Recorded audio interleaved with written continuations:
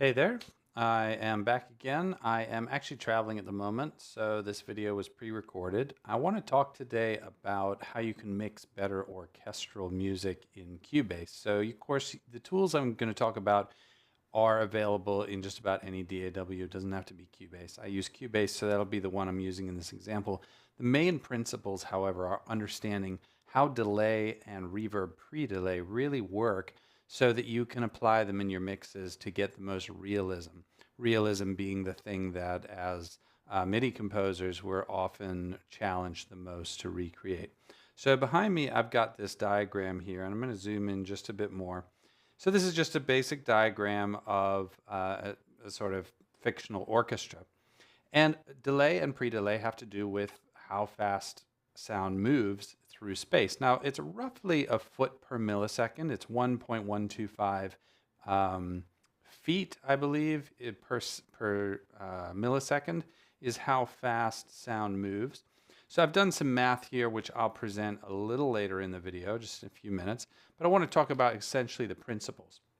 So delay is basically, let's say, oops, sorry, I didn't mean to lose track of that.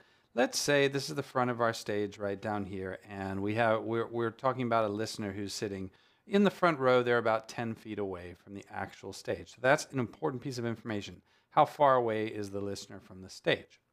The next thing we want to know is how far are the instruments, both from the listener and from the surrounding walls. Now, when you're talking about this idea of sound bouncing off walls, that's what a reverb plugin does. It sort of tries to recreate the incredibly complex math of how something might move around in a space, in a three-dimensional space. We're really just talking about early reflections here, which is, and I'm going to be talking about it off the back wall just to keep it simple. I don't try to do calculus here in this arena. If that's what my reverb plugin does. But if you leverage pre-delay correctly, you can do that just understanding some very basic measurements. Okay, so we've got this measurement from the front of the stage to the back wall, let's say, and then back to the listener right here. So the sound from a violinist is coming straight to the listener, and then it's also going all the way to the back wall and then bouncing off and coming back.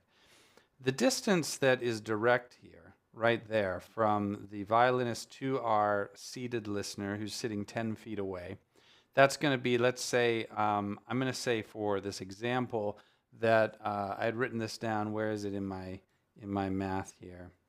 Here it is over here. So I'm going to suggest that the violinist is 10 feet away from the front of the stage. And then, well, actually, no, I guess in my math here, I'm saying the violinist is right at the front of the stage. It's about 10 feet to the listener. So that's these numbers right here.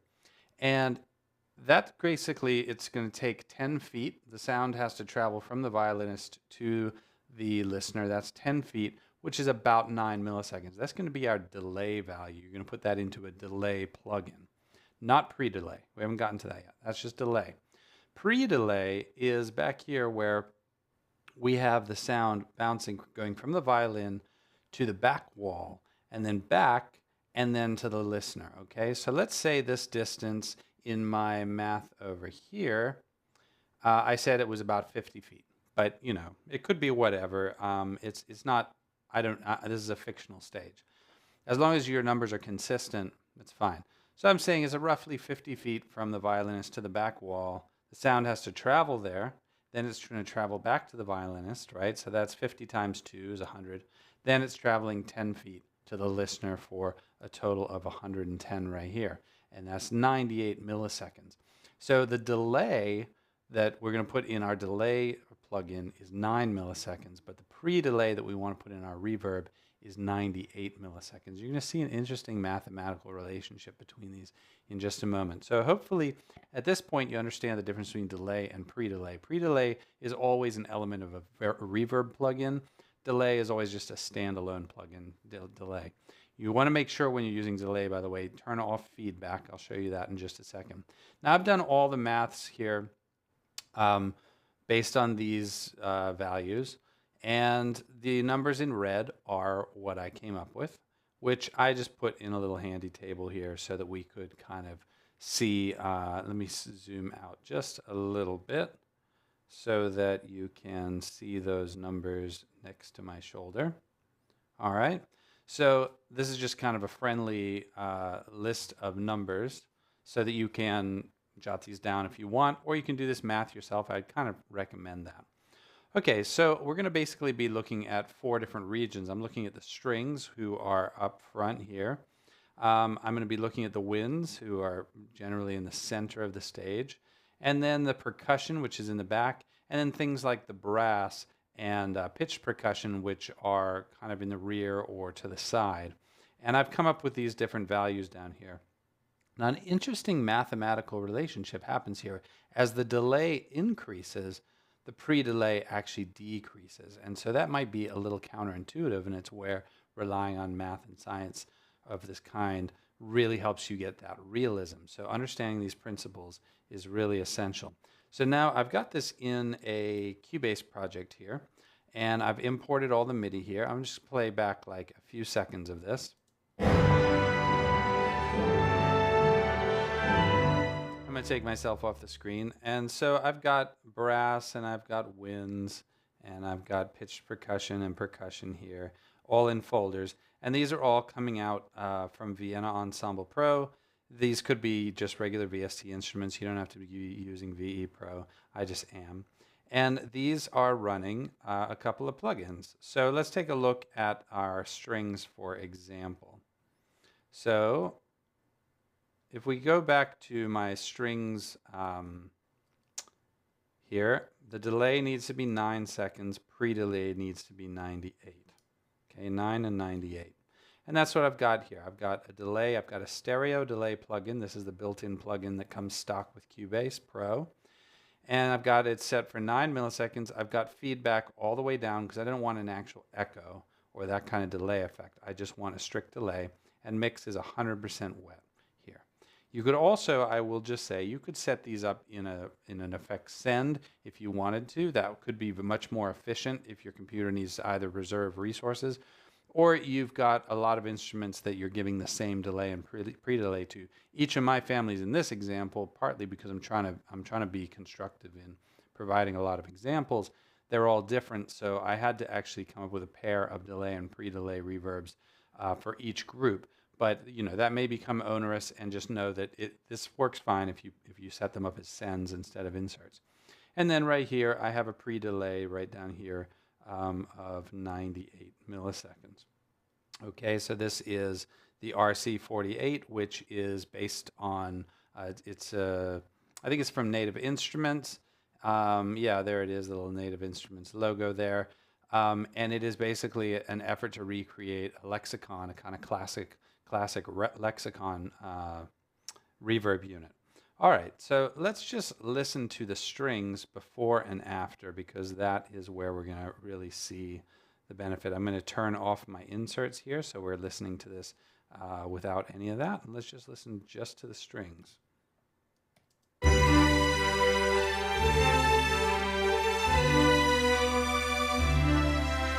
So that sounds pretty good, obviously, but it does sound very close, very tight. There's clearly no reverb in there. So I'm going to go ahead and enable my just the delay. So this is just the 9-second delay. We're not using the reverb pre-delay yet. This is just the 9-second delay. We won't really notice anything. We shouldn't notice anything, except if our hearing was immaculate, we could tell there was a 9 millisecond delay.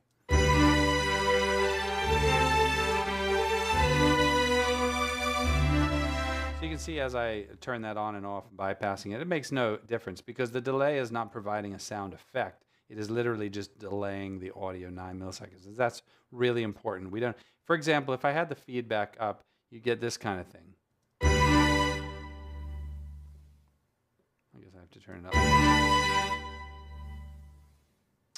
What's happening there? I'm misunderstanding something, but I do know that I want the feedback all the way down. Now I'm going to move along here to adding the pre-delay, which is going to definitely have a bigger impact. So now I'm going to bypass it. Very dry. So you can, I'm sure, hear the effects and the natural effects of reverb, but the principle here is that in allowing pre-delay before the reverb, we're kind of setting the parameters of the real space.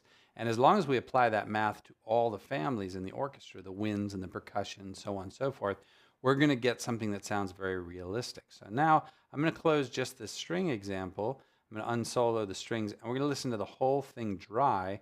And then, so this is the whole orchestra, and this is a piece of music that I wrote. We're going to listen to the whole thing dry, and then we will listen to the whole thing with the effects. So I'm going to go ahead there, turn that off.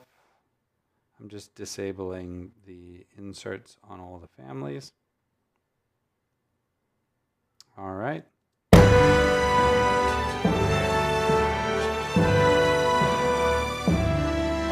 So that's dry. It's very big, but doesn't have the character of being in a space.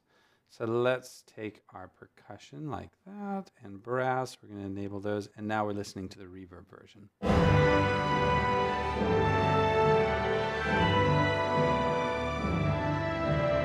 And what we get there is, if you're getting decent sound through this video, is essentially much, much, much more in common with what you hear in like an orchestral hall where there's real reverb. Now, I'm not really, a couple of caveats I will mention here. I'm not changing the reverb level. That might be more reverb than I want. Generally, by the way, if you are using lots of reverbs, it can be very big strain on your computer. So you probably do want to try to figure out how you can use these in sends. But you want to have enough sends that you can account for, say, a front, middle, back, and sides, because they are like maybe 4 reverb sends, because you're going to have 4 different locations in the stage that you're looking to recreate. So I hope this has been helpful. If it has, please like and subscribe.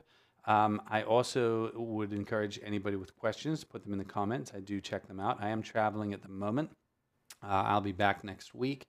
Middle of next week. So please be in touch through the comments. And thanks again for supporting my channel. And I will see you again very soon. Thanks.